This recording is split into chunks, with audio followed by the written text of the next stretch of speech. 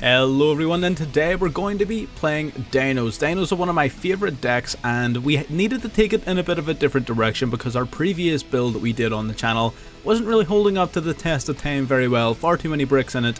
So we massively changed the deck, and this is the recipe we ended up landing on. This deck is amazing, it is incredibly base, so many really fun win conditions like the Rebellion Dragon, like your control with Rexstrom, like your Ultimate Conductor. So many really cool win conditions in the deck. We're going to be doing a card for card deck profile at the end, so if that's something you're interested in, stick around to the end of the video. But do watch the gameplay so you can get to grips with some of the combos and the plays that we're doing. This deck is awesome. Honestly, a whole lot of fun. This is 100% the way you want to be playing Dinos going forward. I think the previous sort of super combo heavy variants of it play far too many bricks.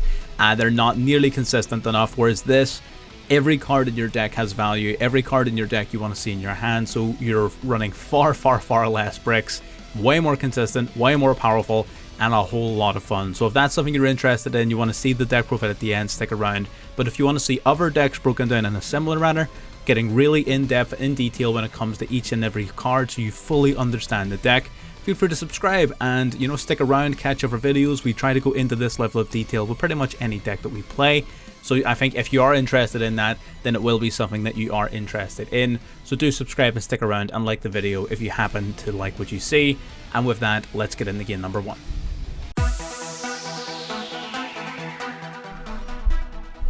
Alrighty, so this replay here, this is going to be primarily to show off some of your sort of going first combo plays. I do think our opponent actually scoops before the end of our first turn before the setup's complete, but I'm going to use this replay as an example to talk you through some of the combos when everything is just going your way. Right here we open up with an absolutely broken hand. Generally speaking, any combination of Oviraptor and your field spell, or Miscellaneousaurus, your field spell, sort of being Oviraptor, Miscellaneousaurus, there's a whole ton of 2-card combos in the deck that you can use to get your whole plays going, which we're going to be breaking down at the end of the video. But yeah, generally there's a ton of 2-card combos you want to be playing. We go Terraforming here to grab our Lost World. We activate Lost World because it combos really well with Oviraptor, because on summon Oviraptor and Lost World will activate. You can chain block your Oviraptor to protect it from your opponent's Ash Blossoms. Our opponent does have infinite impermanence here, but that's where Miscellaneousaurus comes in, discarding itself to protect all of our dinosaurs for the rest of the turn. Our opponent had Max C, so we're playing through Imperm and Max C. Luckily, we have the Ash Blossom in hand to deal with that Max C, so no, they're not going to be resolving that against us at all here. Max C negated, and the Imperm, while not negated, it just doesn't affect our Oviraptor. We give our opponent the Durag token, and we get ourselves a second Miscellaneousaurus. The reason being, we want to be able to protect our Dinomorphia setup for our next turn. That's one of the big perks of this deck. Not only are you able to set up the Dinomorphia as a monster floodgate, you're also able to use the Miscellaneousaurus to protect them from spells and traps, which is really cool. Now, the Durag token as well, as long as this Durag token is face up, he cannot target anything on the field with monster effect or card effects except for this token. We use Oviraptor's effect, which would pop a Dino on the field to revive one from grave, but we're going to protect the Durag token by destroying a Dino in deck instead, which triggers our Baby Ceratosaurus, which we destroyed, summoning Dinomorphia Pharesia. Pharesia then is being able to search our deck for our, well, in this case we go for Domain, but it's also able to search for your Frenzy. It doesn't really make a difference which. But yeah, we're going to then summon out the Animadorn Darkosaur off of Miscellaneousaurus' second effect. It's going to pop a card in our hand, to search our deck for the double evolution pill. The card that popped was the Petit Pteranodon, which then gets to summon Dinorest or Pancratops from our deck. We're able to go into Evolsaur Dulka off of our 2-level 4s. We're able to go double evolution pill. I'm pretty sure it's at this point our opponent scoops. It is indeed. But this is the full turn 1 ideal setup. What you're going to be playing with is you're going to have the 2 negates of Dulka, so 2 monster negates off of Dulka, 1 quick play pop off of Pancratops, a quick play Book of Eclipse, flipping all of your opponent's monsters face down whenever you want by popping one of your cards, and then a complete monster floodgate using your Dinomorphia setup. Now, our opponent did scoop there, but I wanted to show that off because it shows a lot of the really cool interactions. Being able to grab the likes of Pharesia from your deck to search for your Dinomorphia cards makes the deck amazingly more consistent than just regular Dinomorphia. So you're able to almost always go into that play by popping your Baby Ceratosaurus. You're going to be able to summon Pharesia straight from your deck to get your Dinomorphia plays guaranteed. And the rest of the deck functions then around putting up either additional interruptions in the form of Dulka or Logia, whichever suits you best, or, you know, your Pankratops, your Ultimate Conductor, or whatever interruptions you decide to play. Or going second, instead of summoning Dulka, you can summon Raider's Knight, which will go into the Arc Rebellion Exceed Dragon, which we're actually going to see a replay of in just a moment. But this is the idea going first. Crazy boards, crazy setup, and unlike the other decks, it doesn't have 1,000,001 different bricks and combo pieces. It is all good, all gas, all dinos. So with that being said, let's get into game number 2.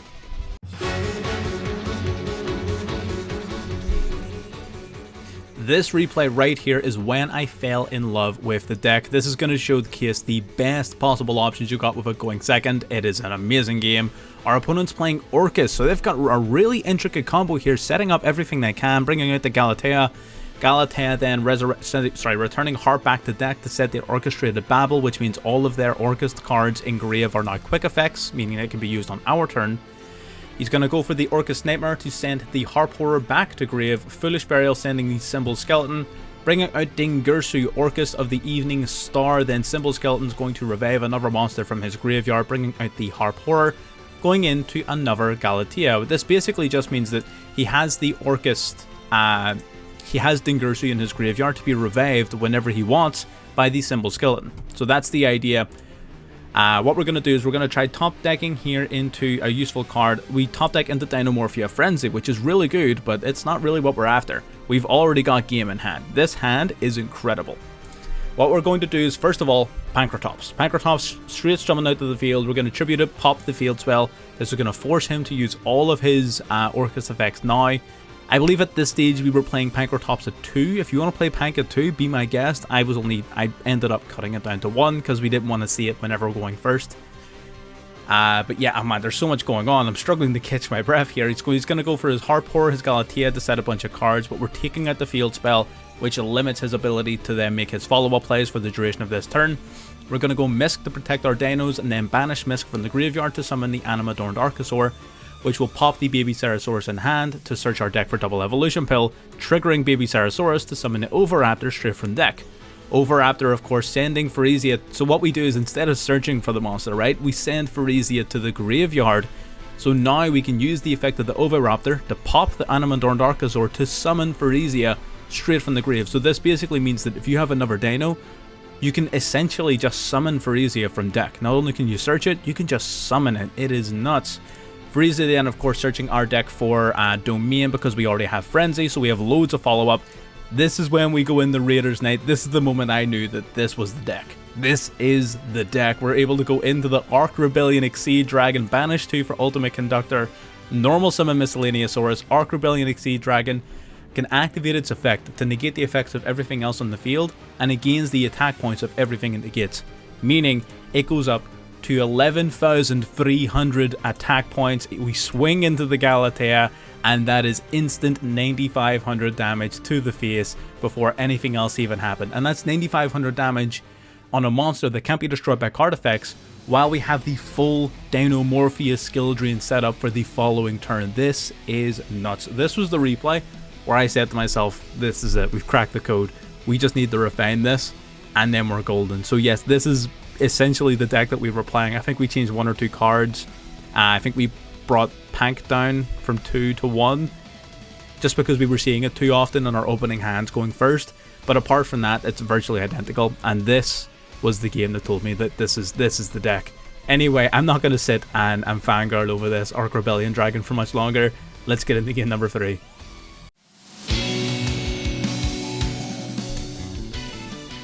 Already getting into game 3 now. We've got a decent enough hand here, not a lot going on in terms of what we can sort of do. We're going to activate Lost World, which is huge. This comes up a bit later on. Lost World summons a token to his field. We're going to summon Phyresia. Of course, Lost World protecting us from Ash Blossom, which is really good. And we're basically just going to grab Dinomorphia Frenzy here from our deck. Dinomorphia Frenzy is susceptible, as well as Domain are both susceptible to Ash Blossom. So that's why it's pretty important to play Call by the Grave and other ways of protecting yourself from things like Ash Blossom. So running one of each is always nice, because if they negate one, you can still activate the other. That's the idea, at least, anyway. So our opponent here, they're playing Sword Soul, so they're going to bring out a Shuna here What we're going to do is we're going to go in the Frenzy right away. Frenzy then pitching a monster from extra deck and deck to grave to summon out Kentragina. Kentragina then, of course, is going to be able to mimic the effect of Frenzy in the graveyard, paying an additional half of our life points to use it again, sending yet another copy of the same monsters to summon out Rexstrom. Rexstrom basically means now our opponent cannot activate the effects of monsters who have attack points equal to or greater than the amount of life points we have. So right now, what we're going to do to prevent this Ecclesia from being useful is we're going to activate Rexstrom's effect to have our life points and change everything's attack points to be equal to our life points, meaning his Ecclesia can no longer activate its effects. So he's going to link off in the Monk of the Tinny here, which of course is all reduced by our field spell. Then he's going to go with Shuna to bring out Vishuda. His plan here is he's very clearly going to be bringing out his Vishuda into the graveyard to bounce our Rexstrom back to our hand, which is a very good plan, a really good out. I guess he's been in this matchup before, he's sort of done it. We have Call by the Grave, but no, we don't activate it on time. Why do we not activate it on time? There goes the Vishuda. He cannot target any monster on the field with card effects other than the Jureg token. He forgot about the token. So absolutely a complete total failure from our opponent there to break our board. He's now got a new plan. We've got 1,000 life points left. He's just going to go long one. He's just going to go to Strategist, inflict 1,200 points of effect damage. It's all going to be golden. So he goes into his Supreme Sinister Sovereign here, activates the Strategist, and gets negated.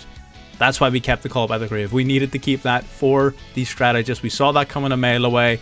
We're not going to be caught that easy. And yeah, we negate the long one, and I'm pretty sure our opponent just scoops it up here. He does. There you go. Instant game. Yeah, so our opponent unable to activate monster effects of anything that has more attack points than we have life points, which was 1,000 at that stage, which is virtually nothing. So his entire field of monsters was dead and useless. He wouldn't be able to really he wouldn't be able to attack us because our monsters were bigger than all of his, and I mean, he just couldn't do anything. It was criminal. Honestly, it was criminal what we did to him. And the amount of follow-up that we have in the form of all of our monsters, we would have been able to summon Pank thanks to the fact that he had a full field. We would have been able to top deck. Just think of all the possible top deck cards. Oviraptor, Miscellaneousaurus, Fossil Dig, UTC, all of these really broken cards to top deck. We were in a beautiful position. But yeah, I'm not going to sit and ramble on very much longer about that. Just again, I wanted to show off at least one clean game of Dinomorphia controlling the opponents. Because it is a big deal. That's a big part of your going one play, is setting this up. Normally you're able to set it up alongside a Dulka to protect yourself from Ash Blossom, but again, even without that, so long as you have a decent-ish amount of protection, you're generally speaking fine. But let's get into game number 4.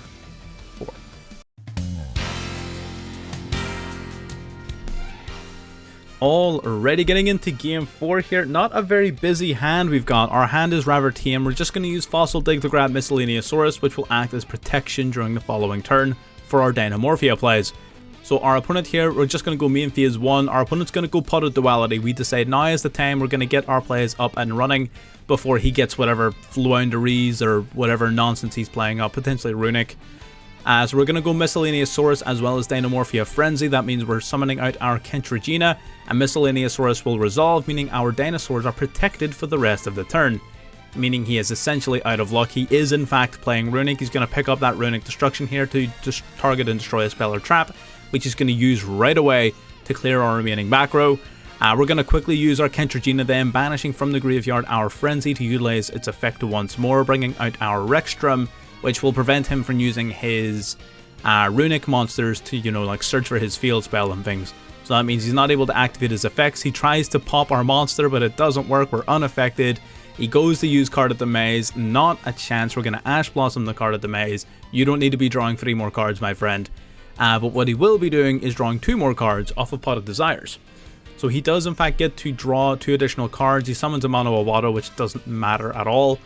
But he's set free. He cannot summon his monsters to search for his Fountain. So that's part of where this deck comes in against Fountain. Against Runic, sorry. It can help them. It can help stop them from searching for their Fountain to begin with. It can also, if you've Lost World gives you a really positive matchup against Runic because you can prevent them from targeting your monsters by giving them a Jureg token. So that basically kills Runic. But yeah, no, the deck has quite a few ways of getting around it. We're going to go Misk and Grave here. Remember, we fill our graveyard filled with all these Dinomorphia cards off of Frenzy, so we can utilize those to summon out Oviraptor straight from our deck. Overraptor then, of course, is going to attempt to be negated by the Runic Freezing Curses. We're just going to go Miscellaneousaurus here to protect our dinos for the rest of this turn.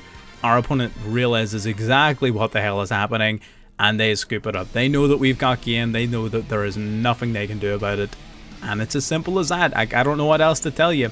It's pretty simple when it comes to matchups like this. When it comes to Runic and other sort of control decks, you have a number of cards and strategies at your disposal which you can use to limit how much they can interact with you, more so than what you would have had in previous iterations of the deck. The main one, of course, being Lost World. So long as your opponent controls that Jureg token, they're not targeting anything you own. They're not targeting any of your monsters with any card effects, which is going to really limit how much they're actually able to control you. So outside of just the targeting protection from Jureg, you're also getting Miscellaneousaurus, which is going to stop them from utilizing their effects to destroy your dinos. And remember, the only real way for a deck to play around Miscellaneousaurus is to be able to, you know, go into battle phase and utilize effects, or go to main phase 2 or whatever, because it only lasts for the duration of that battle phase. But Runic don't get a battle phase.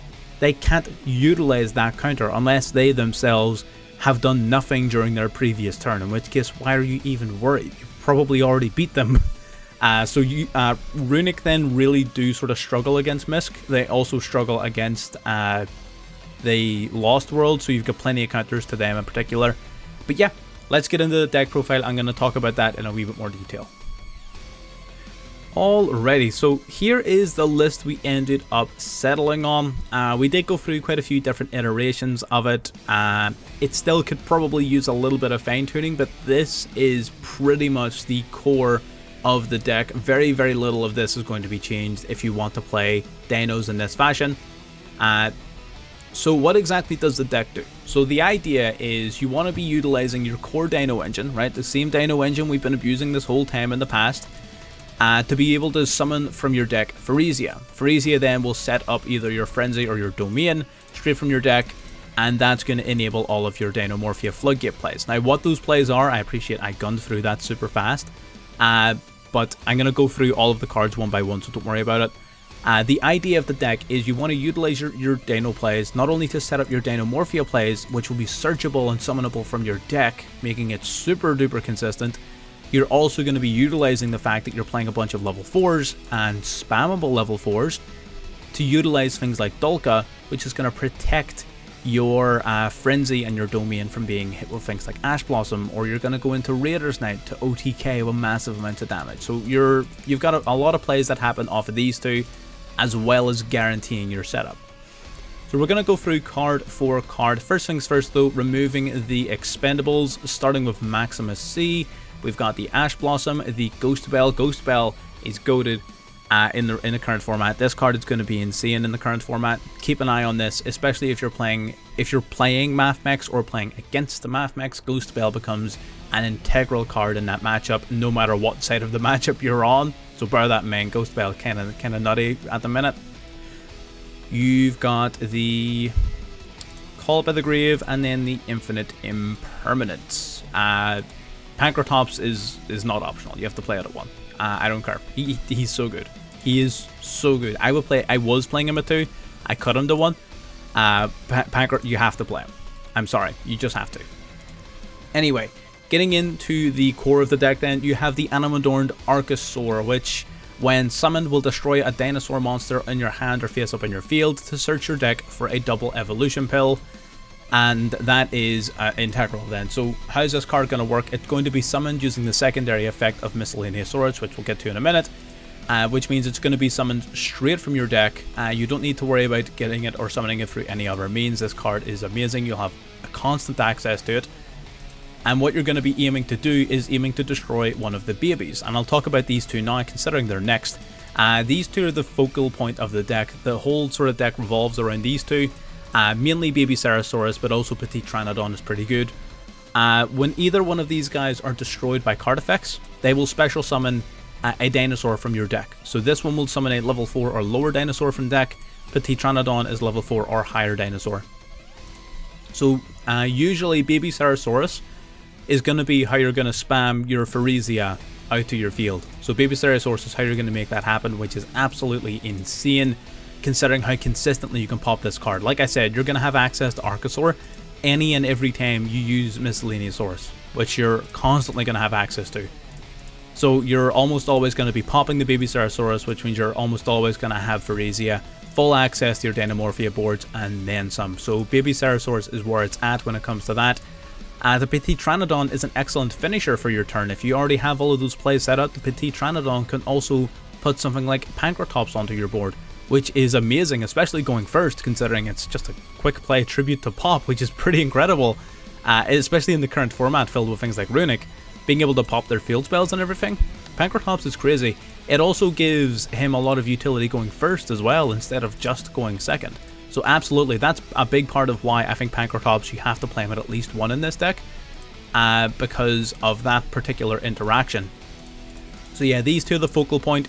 You're going to be destroying them using a whole range of different methods that we're going to talk about as we're going through, but these guys are where it's at. These guys are your gas. The Miscellaneousaurus then. Miscellaneousaurus is the god card of the deck. He has two main effects. Number one, during the main phase, you can discard him from your hand during either player's main phase. And for the duration of that main phase, your dinosaurs are unaffected by your opponent's activated effects. Now, not immune to all card effects, just activated effects, which is most of them, to be fair. But basically, he grants your dinos immunity, and he's a quick play as well, so you can chain this to opposition interaction. So really, really busted effect. He really does help everything get going. And because it's either player's main phase, not only can you use it on your turn to protect your setup and make sure you don't get interrupted, you can also use it on your opponent's turn to make sure your Dinomorphia cards don't just get like impermed or hit with any sort of card effects. It completely protects your Dinomorphias on your opponent's turn during their main phase, which is pretty incredible.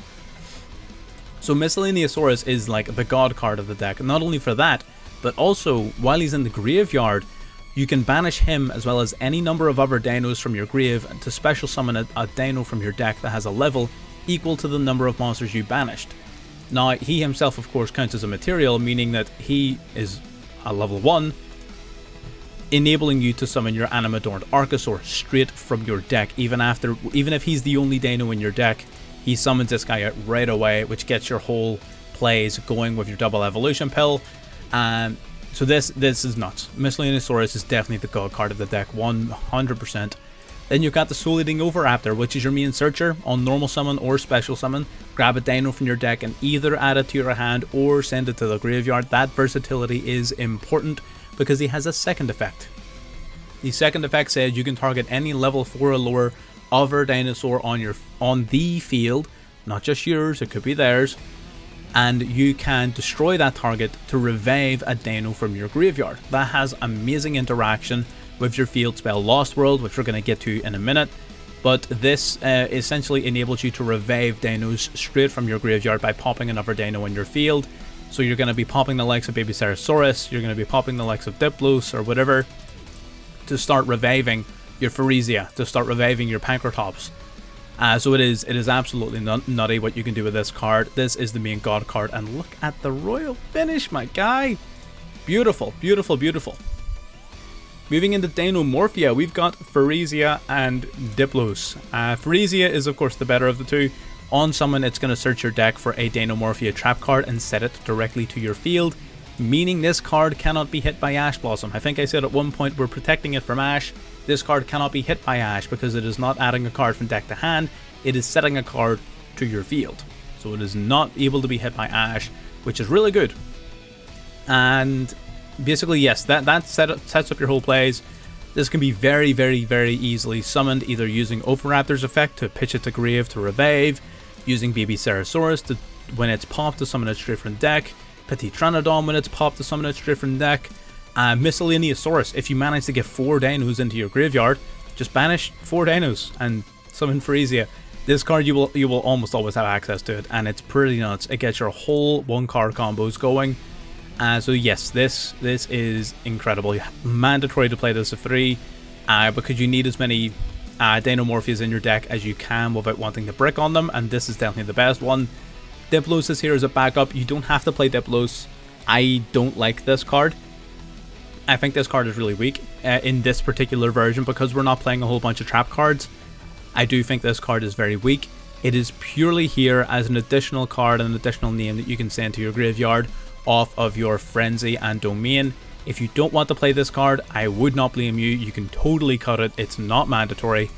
It's just that I kept on running into games where I was burning through my Theresia too quickly. If I opened like 1 or 2 of them in my opening hand, I didn't have the resources to keep on burning them from my deck. So I just decided I'll throw in one more monster, and this is the only one. So, you know, you sort of take what you can get. He's only here to be a Dinomorphia. He has an interesting effect, which lets you banish a trap card from your grave when he's sent to the grave and summon a level 4 Dinomorphia from your graveyard.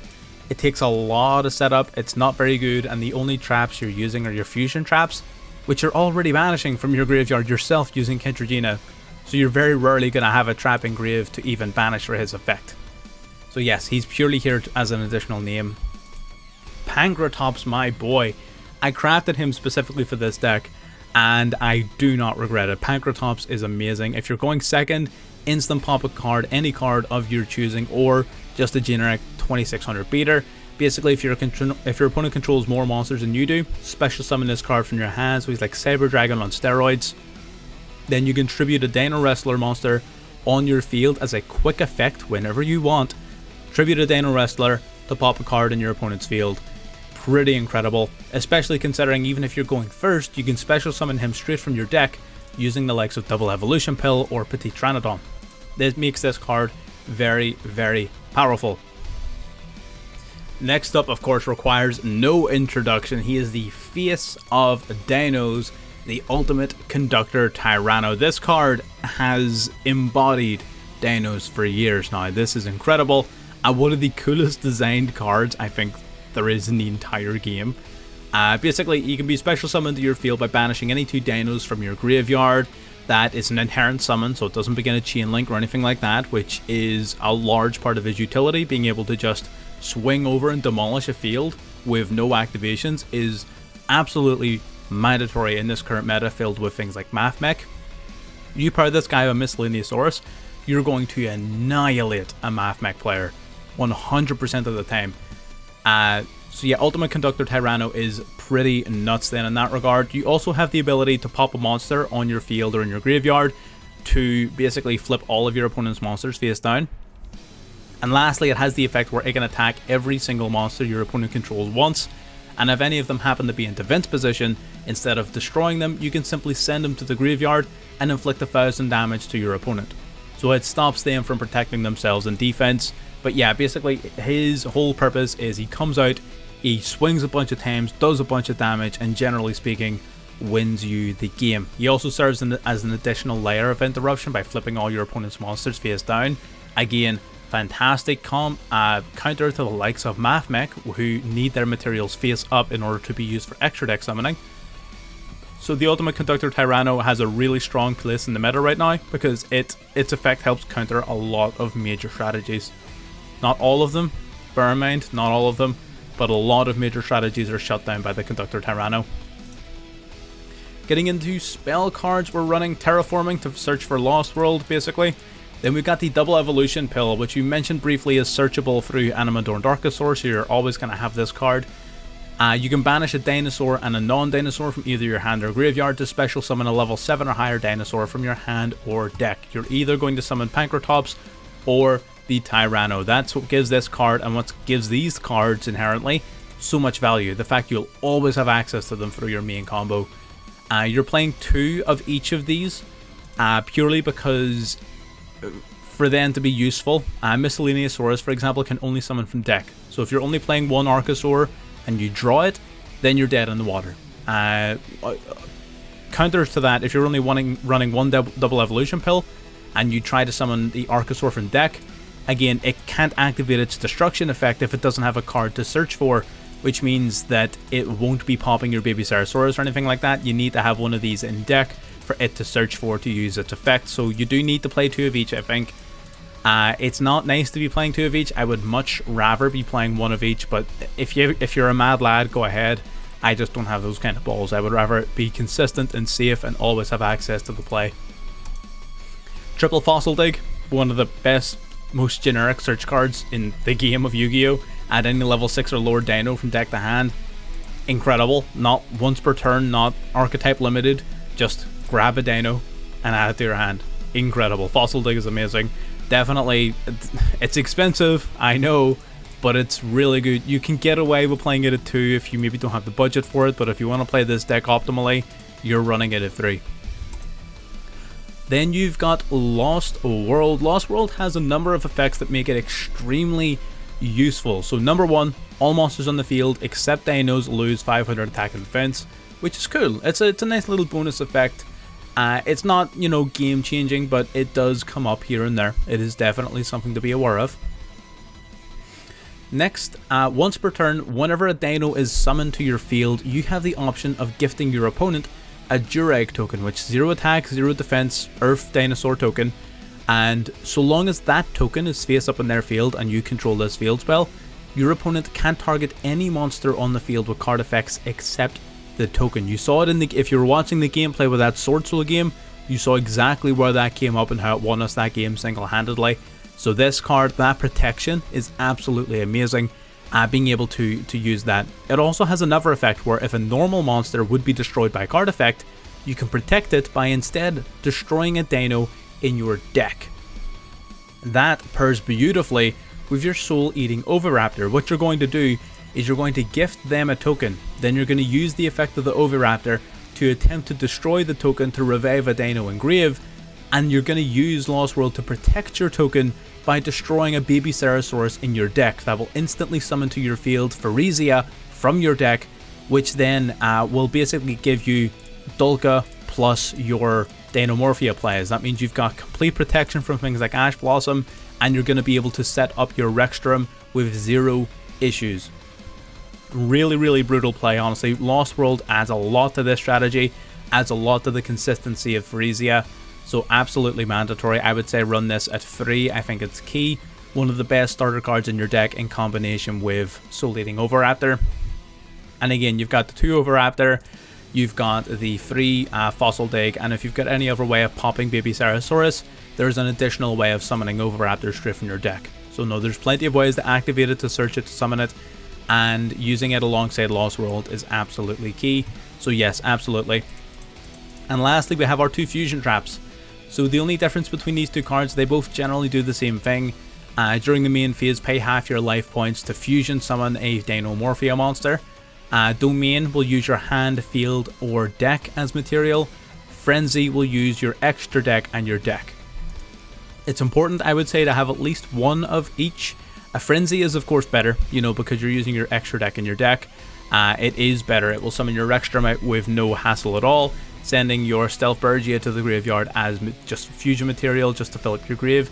You could even cut this down to 2, I think would be fine if you want to play an extra Exceed monster. I think Baguska is fine. I initially had Baguska in here and then took him out, but if you want to cut this guy down to 2 to play Baguska, you can. But basically Frenzy will send your Stealth Bergia as well as one of your Dinomorphia cards from deck to graveyard in order to fusion summon. Dinomorphia Domain will instead use your hand, field, and main deck, so usually fuse these 2. And what you'll be summoning is Kentragina. Kentragina then of course will be able to banish a Dinomorphia trap card from your graveyard in order to utilize its effect again. So whichever card you use to fusion summon, you're basically getting to use that card twice, which means you're going to be able to fusion summon again, this time bringing out your Rexsturm. So Rexsturm will, if you're using Domain, you're gonna fuse your Kentragina with one of your other monsters. If you're using Frenzy, you're gonna have both a Kentragina and your Rexsturm, which is really, really good. That's why Frenzy, I think, is definitely the better of the 2, but it can also be in a dangerous position where if you open up maybe 2 of your Dinomorphias, it's gonna run out of gas real quick. So just be ready for that, be aware of that. But yeah, no, these are your fusion spells. Just be aware of when they're useful. They can also banish themselves from your graveyard to protect yourself from effect damage if they happen to still be in your graveyard. Usually they won't be, so that effect's not going to come up very often, but it is something to be aware of. But yeah, generally speaking, these are essentially your fusion cards for Dinomorphia. So on the topic of fusion cards, let's get into the extra deck. So first of all, the Kentragina we keep referring to. Kentragina is dead simple. She loses attack points equal to your life, so usually she's not going to be 4k. But basically, She can pay half your life points to copy the effect of a Dinomorphia normal trap in your graveyard, which will basically be one of your fusions. So she just allows you to fusion summon again. That's pretty much it. Stealthbergia is fusion material off of Frenzy. That's it. Rexterm. Rexterm is the big actual sort of bit of control that comes from Dinomorphia. So long as this guy's face up, your opponent can't activate the effects of monsters whose attack points are equal to or greater than the amount of life points you have remaining. And of course, all of your Dinomorphia cards are having your life points to utilize their effects, so by the time Rexterm hits the field, you're going to have 2,000 life points. It also has a second effect that allows you to pay half your life points to change the attack points of all of your monsters to a number equal to your life points, which means if you, again, let's say we're playing from a normal game state, you're going to pay half to summon Kentragina, you're going to pay half again to summon Rexterm, so that means you're on 2,000 life points. You're going to pay half again to use Rexterm's effect, that means you've got 1,000 life.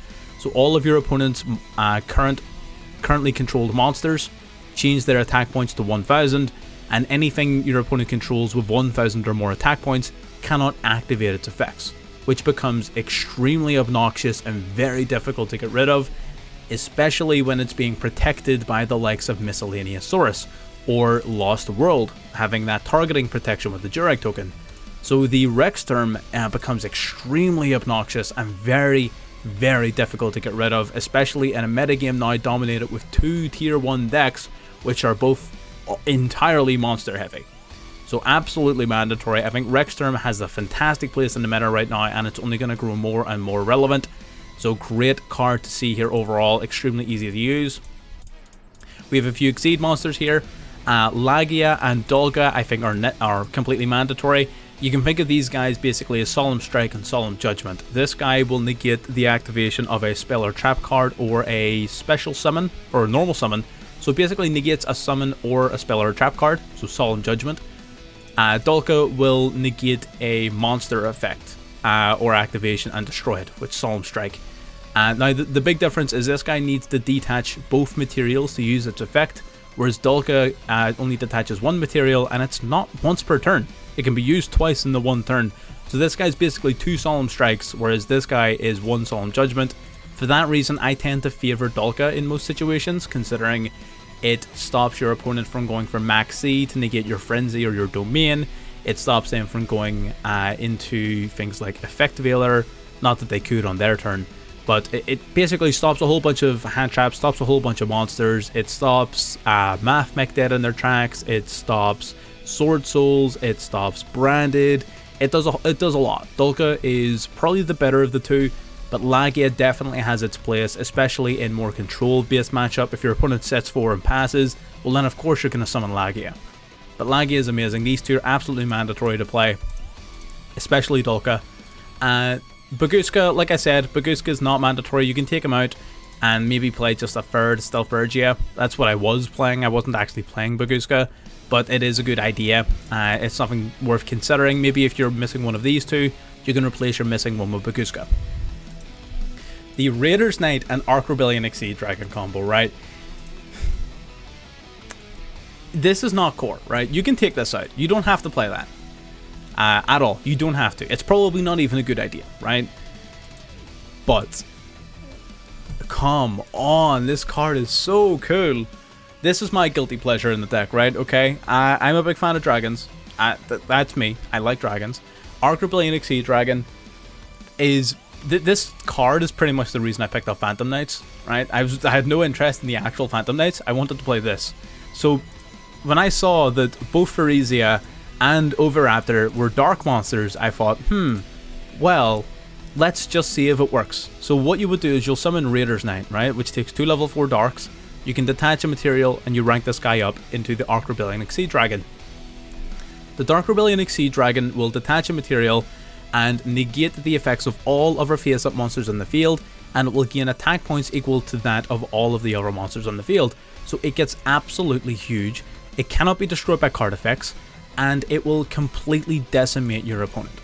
That's the idea. Like, it's as simple as that. It will just get really big, it's indestructible, and it one-shots your opponent. That's the thing. You saw it in the gameplay. We had a replay where we summon this thing, we get the 11,300 attack, and we just bop them. and it's as easy as that. So absolutely, I think this card, this little combo, is cool as all hell. I really like it. Do you have to play it? Absolutely not. You can play anything else in its place. But I'm a bit prejudiced. I just love it. I think it's really cool. And finally, we have a very basic link package just to round it all out. We had some space, and on occasion it does come up because you might end with like maybe a couple of spare dinos on your board. So you might as well be able to turn it into a mask arena to bring out a unicorn. Maybe if you have an Exceed monster and it utilizes all of its materials, you can just link it off of mask arena into a unicorn. You're not really going to use your access code or your goddess very often. I think it's important to have goddess just as an out to certain cards you might otherwise struggle with. And the access code talker, again, it can't hurt to have. It's just a really powerful generic monster that helps you open up boards and OTK whenever possible. But yeah, that is a full look at the deck. It is absolutely crazy, right? It is a whole ton of fun being able to, going first, setting up your Dinomorphia cards, protecting them with Lexa Dolga, protecting them with Lost World, you know, setting up things like Pankratops, Ultimate Conductor Tyranno to interrupt your opponent is amazing. You're really going to stun them going first, and that's the idea. You stun first. This isn't a control deck. This is a stun deck. You want to go first, set up your Dinomorphias, so when it comes to turn 3, you're going to spam out your Ultimate Conductor, you're going to spam out Pankratops, and then you're just going to swing with all of your huge Dino monsters, and you're just going to steal the game. That's the idea. Like, that's the plan. You just stall for the first turn, stun them, stop them from playing the game, and then turn 3 you come in and you smack the ever-living shit out of them. That's the plan. It's as easy as that. So, if you're a fan of that type of gameplay, absolutely pick this deck up. It is a ton of fun. I would definitely recommend it to anyone. And if you like the content up until this point, if you've watched this far into the video, you might as well subscribe. And we have a ton of other videos that go into other decks and exactly this kind of detail. So if that's something you're into, absolutely stick around, check out some of our other videos and see if you like it. And with that, I'm going to sign off here and see you on the next one. Bye bye now.